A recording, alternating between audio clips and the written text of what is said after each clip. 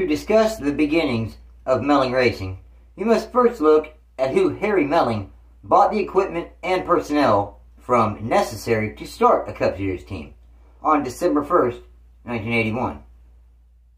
He bought that from George Elliott.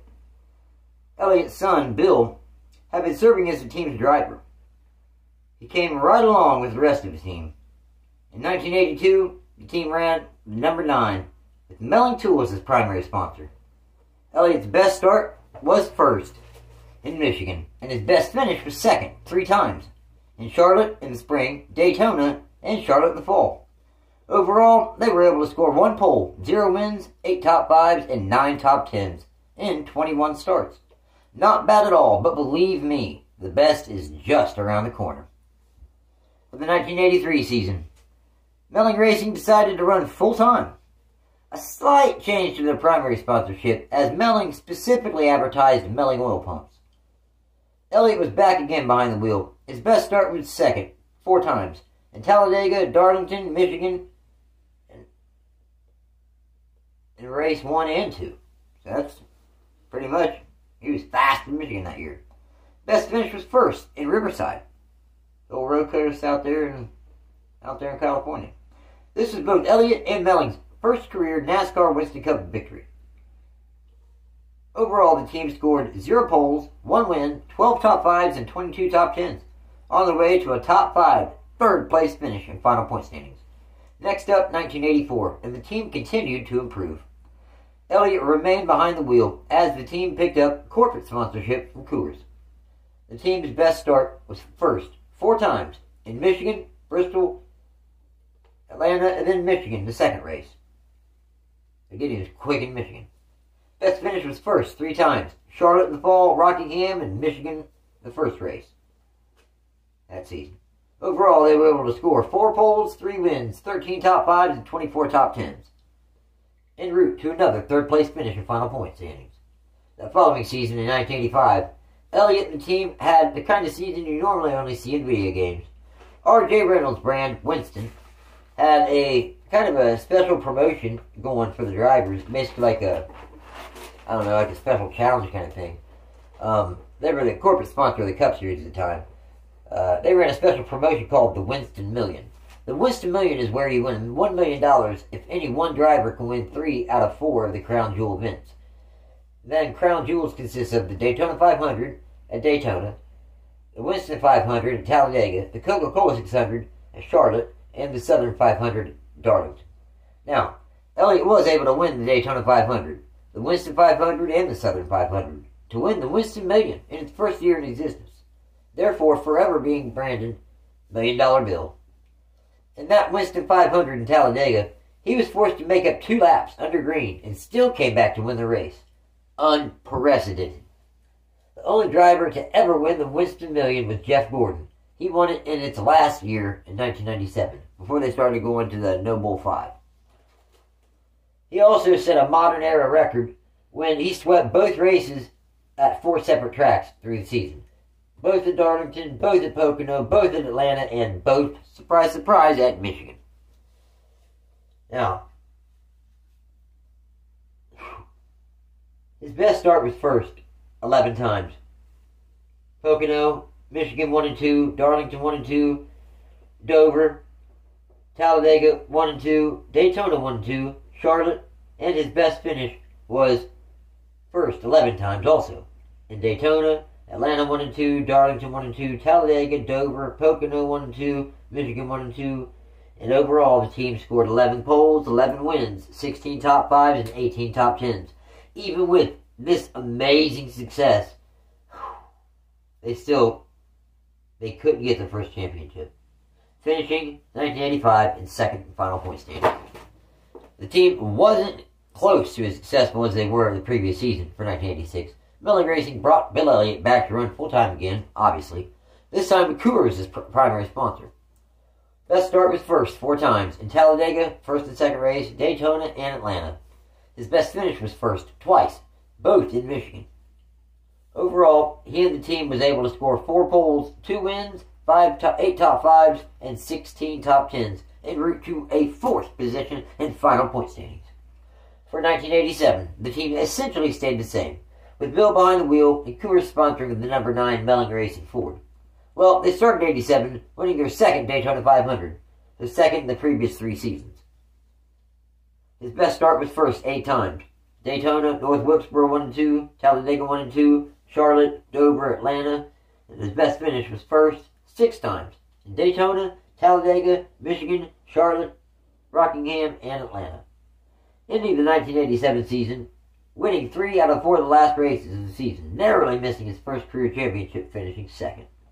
Next up was 1988 Cup Series season, and Billelliott Melling Racing was coming off an incredible conclusion to the 1987 season, winning 3 out of 4 races. The team remained the same, with Billelliott driving and Coors sponsoring the number 9 Ford. Best start was first 6 times. In Rockingham, both races. Michigan, both races. Darlington and North Wilkesboro. Best finish, also 6 times. Bristol, Dover 1 and 2, Daytona, Pocono, and Darlington. Overall, the team ended up ending the 1988 Cup Series season with 6 poles, 6 wins, 15 top 5s, and 22 top 10s.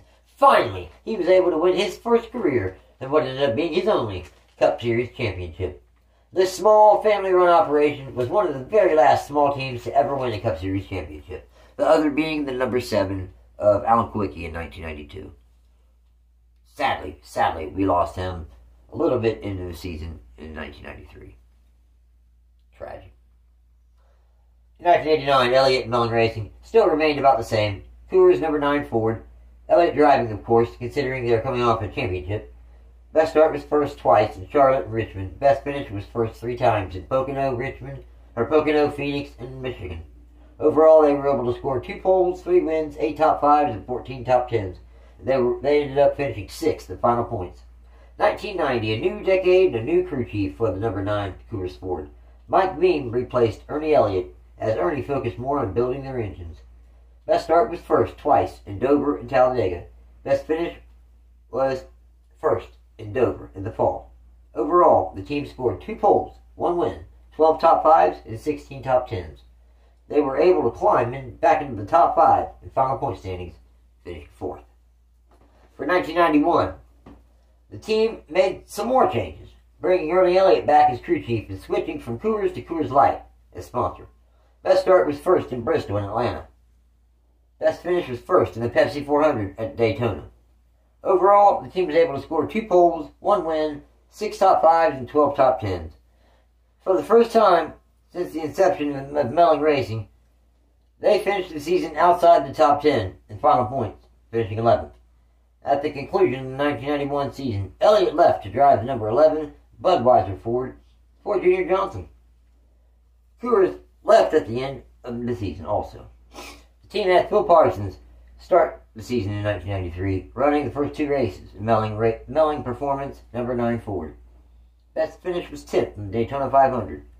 Dorsey Schrader ran Atlanta, finishing 35th. Dave Mader ran 5 races for the team. Best finish was 16th in Bristol. Chad Little ran the remainder of the schedule for the team, making 13 starts, and best finish was an 8th in Talladega. For 1993, the team had Chad Little run the Daytona 500 for them in the number 9 Mayflower Ford, finishing 24th. He also ran the Coca-Cola 600, Charlotte, finishing 34th.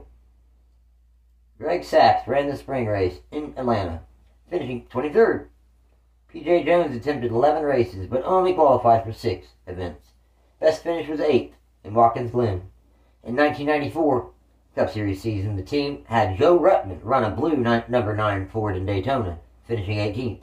Rich Bickle made 10 starts in the number 9 Ford, including the inaugural Brickyard 400, with Orkin as the sponsor.